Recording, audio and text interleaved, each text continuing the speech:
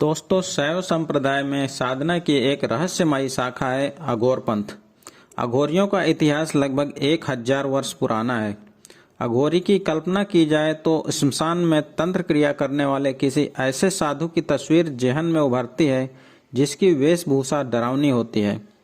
अघोरियों की पहचान यही है कि वे किसी से कुछ मांगते नहीं हैं और बड़ी बात यह है कि तभी संसार में दिखाई देते हैं जबकि वे केवल नियुक्त श्मशान जा रहे हों या वहां से निकल रहे हों। दूसरा, वे कुंभ में नजर आते हैं। अघोरियों की इस रहस्यमयी दुनिया से जुड़े कुछ अनजाने पहलू हम आपको बताने जा रहे हैं। तो आइए जानते हैं। अघोरी को कुछ लोग अघोर भी कहते हैं। अघोरियों को डरावना या खतरनाक साधु समझा जाता है, लेकिन अघोर का अर्थ है अ प्लस घोर, यानी जो घोर नहीं हो, डरावना नहीं हो, जो सरल हो, जिसमें कोई भेदभाव नहीं हो। कहते हैं कि सरल बनना बड़ा कठिन होता है। सरल बनने के लिए ही अघोरी कठिन रास्ता अपनाते हैं। साधना पूर्ण होने के बाद अघोरी हमेशा हमेशा के लिए हिमालय में लीन हो जाते हैं। जिनसे समाज घृणा करता है, अघोरी उन्हें अपनाता है। लोग श्मशान, लाश, मुर्दे के मांस व कफन आदि से घृणा करते हैं, लेकिन अघोर इन्हें अपनाता है। अघोर विद्या व्यक्ति को ऐसा बनाती है जिसमें वह अपने पराये का भाव भूलकर हर व्यक्ति को समान रूप चाहता है, उसके भले के लिए अपनी विद्या का प्रयोग करता है। कहा जाता है कि अघोरी इंसानों का कच्चा मांस खाते हैं। अगर ये अघोरी श्मशान घाट में ही रहते हैं और अधजली लाशों को निकालकर उनका मांस खाते हैं, शरीर के द्रव्य भी प्रयोग करते हैं। इसके पीछे उनका मानना है कि ऐसा करने से उनकी तंत्र करने की शक्ति प्रबल होती है। वहीं जो बातें आम जनमानस को विभत्स लगती हैं, अघोरियों के लिए वो उनकी साधना का हिस्सा हैं। अघोर विद्या सबसे कठिन लेकिन तत्काल फलित होने वाली विद्या है। साधना के पूर्व मोह माया का त्याग जरूरी है। मूलतः अघोरी उसे कहते हैं जिसके भीतर से अच्छे बुरे, सुगंध दुर्गंध, प्रेम नफरत, ईर्ष्या मोह जैसे सारे भाव मिट जाएं। सभी तरह के वैराग्य को प्राप्त करने के लिए ये साधु श्मशान में कुछ दिन गुजारने के बाद पुनः हिमालय या जंगल में चले जाते हैं। अघोरियों के पास भूतों से बचने के लिए एक खास मंत्र रहता है। साधना के पूर्व अघोरी अगरबत्ती, धूप, लगातार दीपदान करता रहता है और फिर उस मंत्र को जपते हुए वह चिता के और अपने चारों ओर लकीर खींच देता है। फिर तुतई बजाना शुरू करता है और साधना शुरू हो जाती है। ऐसा करके अघोरी अन्य प्रेत पिशाचों को चिता की आत्मा और खुद को अपनी साधना में विघ्न डालने से रोकता है। कहा जाता है कि अघोरी बाबा आम लोगों से दूरी बनाकर रखते हैं। स्वभाव से यह बाबा बहुत जिद्दी होते हैं और जल्दी किसी को आशीर्वाद भी नहीं देते हैं, लेकिन जिस व्यक्ति को इनका आशीर्वाद मिल जाए उसका जीवन सुखमय हो जाता है। यही कारण है कि कुंभ मेले में अघोरी बाबा का आकर्षण का केंद्र होते हैं। अघोरी शिव और शव के उपासक होते हैं। यह खुद को पूरी तरह शिव में लीन करना चाहते हैं। शिव के 5 रूपों में से एक रूप अघोर है। शिव की उपासना करने के लिए ये अघोरी शव पर बैठकर साधना करते हैं।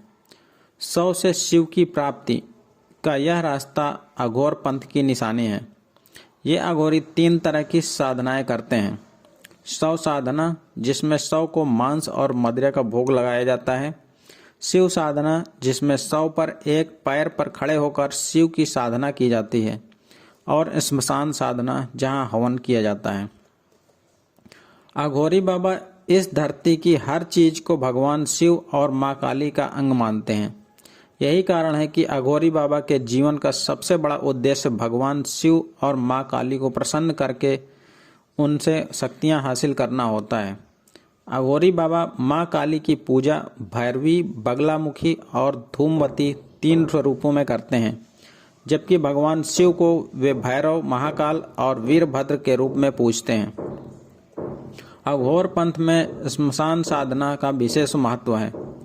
अघोरी जानना चाहता है कि मौत क्या होती है और वैराग्य क्या होता है। आत्मा मरने के बाद कहाँ चली जाती है? क्या आत्मा से बात की जा सकती है? ऐसे ढेर सारे प्रश्न हैं जिनके कारण अघोरी स्मशान में वास करना पसंद करते हैं। मान्यता है कि स्मशान में साधना करना शीघ्र ही फलदायक होता है।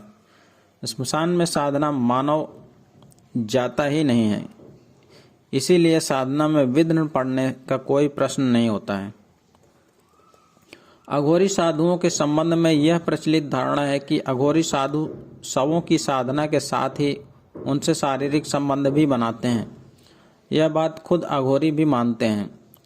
इनके पीछे का कारण वो यह बताते हैं कि शिव और शक्ति की उपासना करने का यह तरीका है। उनका कहना है कि उपासना करने का यह सबसे सरल तरीका है। विभत्स में भी ईश्वर के प्रति समर्पण।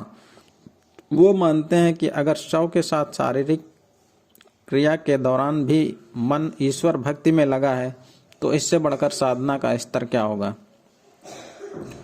अन्य साधुओं की तरह यह ब्रह्मचर्य का पालन नहीं करते हैं, बल्कि शव पर राख से लिपटे मंत्रों और ढोल नगाड़ों के बीच शारीरिक संबंध बनाते हैं। यह शारीरिक संबंध बनाने की क्रिया भी साधना का ही हिस्सा है, खासकर उस वक्त जब महिला के मासिक चल रहे हों। कहा जाता है कि ऐसा करने से अघोरियों की शक्ति बढ़ती है। अगर आपने अघोरियों की तस्वीरें देखी होंगी तो यह जरूर पाया होगा कि उनके पास हमेशा एक इंसानी खोपड़ी जरूर रहती है। अघोरी मानव खोपड़ियों को भोजन के पात्र के रूप में इस्तेमाल करते हैं, जिस कारण इन्हें कपाली कहा जाता है।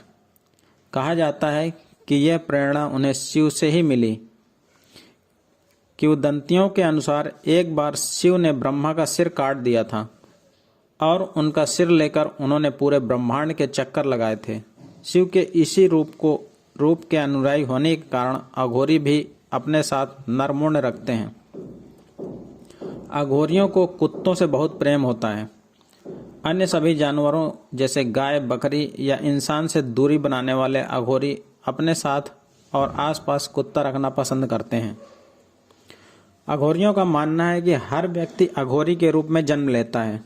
उनका कहना है कि जैसे एक नन्हे बच्चे को अपनी गंदगी भोजन में कोई अंतर समझ में नहीं आता है, वैसे ही अघोरी भी हर गंदगी और अच्छाई को एक ही नज़र से देखते हैं। बहुत से अघोरियों ने यह भी दावा किया है कि उनके पास एड्स और कैंसर का इलाज भी है। हालांकि इसका कोई वैज्ञानिक प्रूफ नहीं है, फिर भी अघोरियों का कहना है कि शव के शरीर से तेल निकालकर उन्होंने बड़ी से बड़ी बीमारी का इलाज ढूंढ लिया है। दोस्तों, आपको यह वीडियो कैसी लगी कृपया हमें कमेंट करके बताएं तथा वीडियो को लाइक करें और चैनल को सब्सक्राइब करना ना भूलें। धन्यवाद। जय हिंद।